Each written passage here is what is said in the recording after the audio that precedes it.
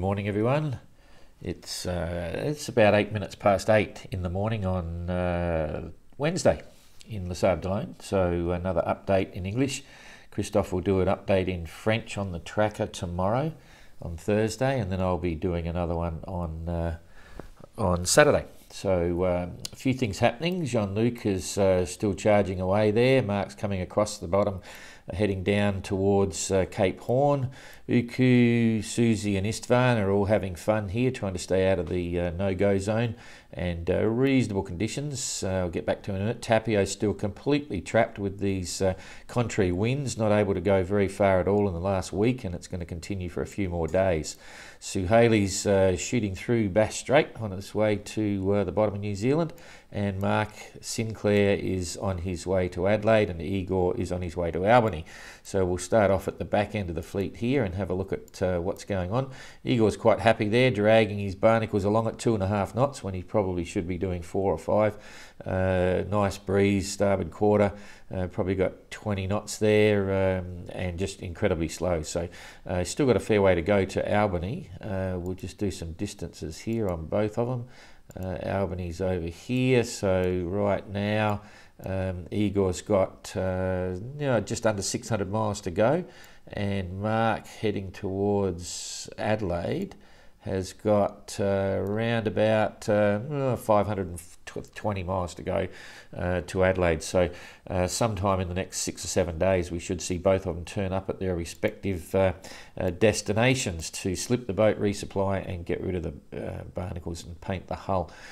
So their weather going forward, we'll push forward a day here, 1 day. Igor's going to go light, Mark's going to keep sailing, so that's kind of cool. We'll push forward another day. Mark's going to be a bit further along again. Nice sailing for Mark. Igor's got a good breeze as well, so he'll need all that, dragging all those barnacles. Next day, we're up onto the 1st of December now, so 3 days in. Yeah, Mark's going to make good time there. And Igor's still just going to be plodding along. So another day, 2nd. Yep, Mark's got a good breeze. Igor's got problems, so Mark is definitely going to get in before Igor, and probably in about 5 or 6 days by the look of it. He should be in there. We'll do some ETAs later this afternoon. He might go quiet when he gets around the corner. He doesn't have, I'll just build that up. So Igor's got some challenges. Coming into here, Mark doesn't have the fine detailed charts, but he's hometown and there's not a lot of obstructions here. This is my hometown as well. So once he gets around the corner between York's Peninsula here and Kangaroo Island, he should be able to go straight up there without any charts. This is where he's going, where all the clipper ships used to come. They used to go here on York's Peninsula, fill up with wheat, and then sail back to Europe and England. So no big surprises there for these guys. We'll shoot across now to Tapio, and boy, he's sounding good on his tweets. His messages, trying to be very philosophical, but I cannot imagine what he's thinking inside. It's incredibly frustrating. He's basically only gone about 300 miles or so in the last week, not even that, and the challenges continue. I'll just put the zone in here. This is where he's got to go. He's got to go around the Bounty Islands, which are in here. So he's heading north, making good ground there, and then this is what's going to happen in the next day. Still the same, the wind's lightening off. He's making 2.9 knots at the moment, but the wind's going to swing around again. So if he was to, he can't tack. If he was to tack, he's going to come back down here again. So the next day is no good. Let's take it through to the 30th. Now at that point, depending on where he is, if he keeps holding up high, it's going to go to the northeast, and so he can tack and start to head down in this direction, which will help him a little bit, but I've got a feeling it's not going to hold for that long. No, it's still okay. So yeah, he'll probably hold that for the rest of the day maybe, and then start tacking across here. So he may be starting to head in the right direction, which would be good. Go through to the 2nd. Still holding there. Yeah, he could still cut across here, so he'll still be on port tack, heading across to the 2nd. Let's go to the 3rd. The 3rd, wind's starting to increase. Now, he's not going to tack up into that, so he's probably going to be pushing along here. It's going to get very demanding for him still. It's going to be very slow progress here. The 4th of December. Okay. the game's changing. But by that stage, he's going to be, I would think he's going to be over here. So watch this space. That's the 4th. So it's about a week away. Not looking like fun, that's for sure. No big storms, but either light headwinds, moderate headwinds, and then challenging just as the last minute. So poor old Tapio's not enjoying what I would call fun sailing right now. Coming right across here, you can see, we'll go back to real time now. Istvan's basically slowed down. He's 3.7, showing not much wind there, but he's making okay, so it must have moved down a bit. So he's doing okay. Susie's getting very close to the line here. She's currently on 45 degrees 41 south, so she's only 20 miles from the no-go zone. We'll probably tip her off today that that's the case. We'll see. She's probably been getting her positions off the radio, as you know, these positions are public information, so they can get their own position from that. But we're looking at that as well as we go into the future, just to give them some excitement at the end. But enough on that. So Uku 6.4 knots, Susie is 6.8 knots, so a bit of fun there, still chasing each other.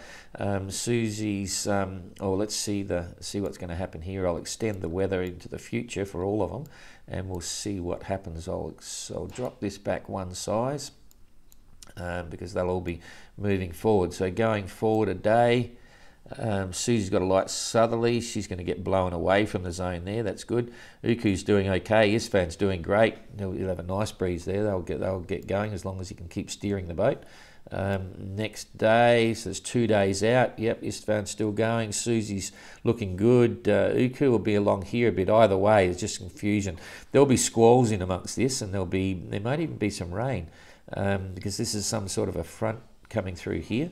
So that's kind of interesting. They'll all be happy to get rain. Susie's only got a couple of weeks of water left. So again, yep, great sailing. Istvan will be up here by then, so they're all moving well. There's a bit of breeze in here. Susie will cop that. That's probably going to be 35 knots, maybe gusting a bit higher, but it's all very favourable, so no complaints on their department. Through to the 2nd of December, getting steady again. That wind that came through with Susie has moved fast, and it's developing into a storm, but it's not affecting these guys at the back. So generally there's the 3rd of December. Again, some bigger winds, but not storms. So I think they'll be quite happy. Through to the 5th of December. Yep, we'll go to the 6th. Okay, so nothing dramatic for the middle of the fleet. So let's just pull this back now, and we'll talk about the 2 leaders having a hunt for each other. Mark has been making great time. He's really been enjoying the sailing, plenty of breeze. 7.3 knots, he's flying, he's loving it. And Jean-Luc right now is doing 6.4, so he's gaining a bit of ground. So just, the plan is, let's see some distances here. We'll just see how far Mark has got to go. There's Cape Horn. So Mark is now 600 miles away, so that's only 4 days. So we'll start tracking his ETA probably from tomorrow, the day after, but that's 4 days from now. He'll be going around the Horn, which is cool.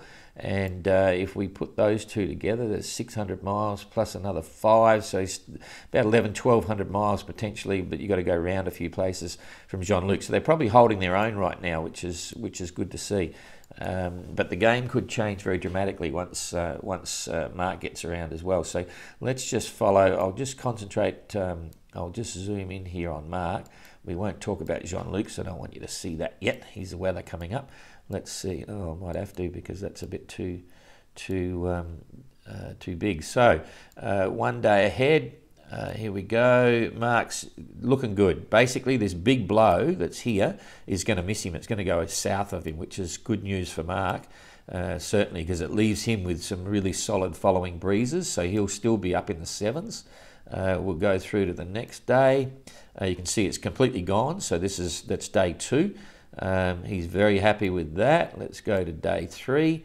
And he's going to get hooked up in this bigger breeze. The sea will start to build up, but it's from the northwest, and that's a lot better from the southwest. When it's building from the southwest and coming through from this direction, you actually get a much bigger sea and swell. From the northwest, it's going to be big seas, probably 6 meters, 7 meters, but it's never as big as it is from the southwest. So, and he'll be down around here. It's day 3, so he's going to get a bit of that. but I don't think he'll be too perturbed. He can handle that.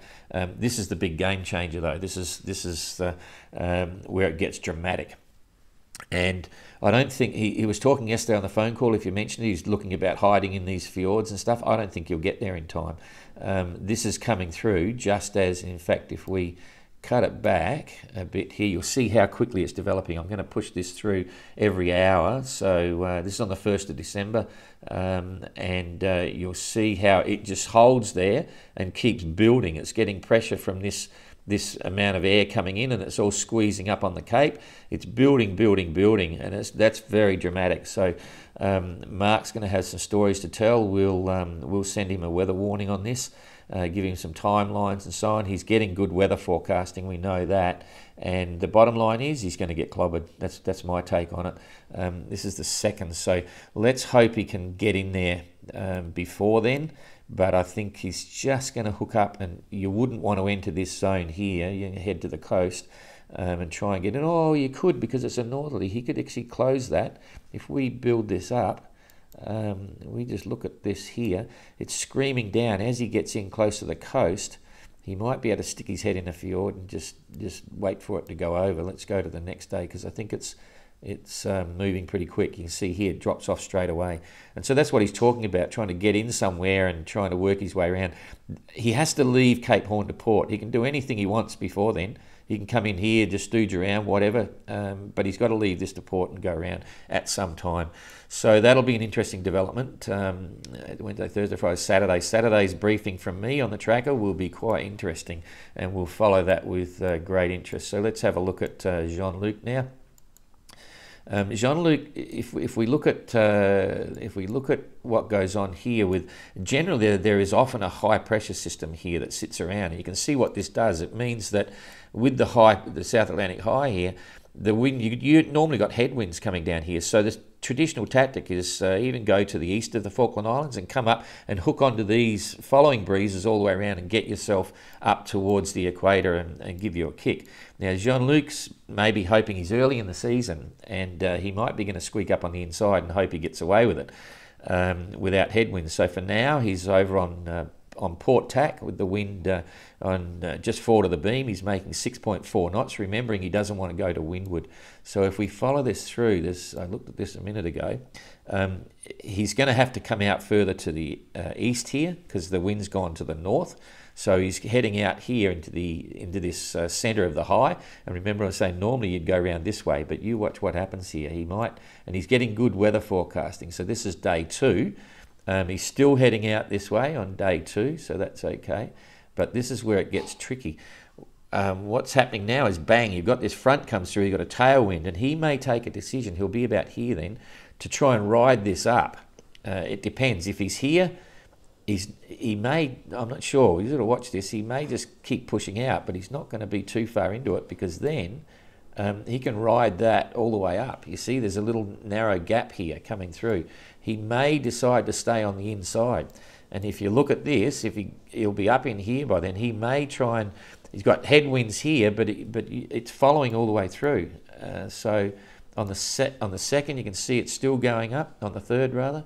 And even when we go through to the 4th, there's a back door here, because there's a low pressure system forming, which is kicking it around. So that creates some problems if he goes out wide, because if he goes out here, he's going to have headwinds. You see what's happening? So Jean-Luc's got some real tactical decisions to make. Does he go to the east and hope to get up with the high but disappears with this low, or does he try to keep squeaking through on the inside? So basically, watch this space. A few interesting developments. Tapio's sad story. Jean-Luc and Mark are going to have some real challenges to decide on things, and the middle fleet doing just fine. So we'll see you again later on. Thanks.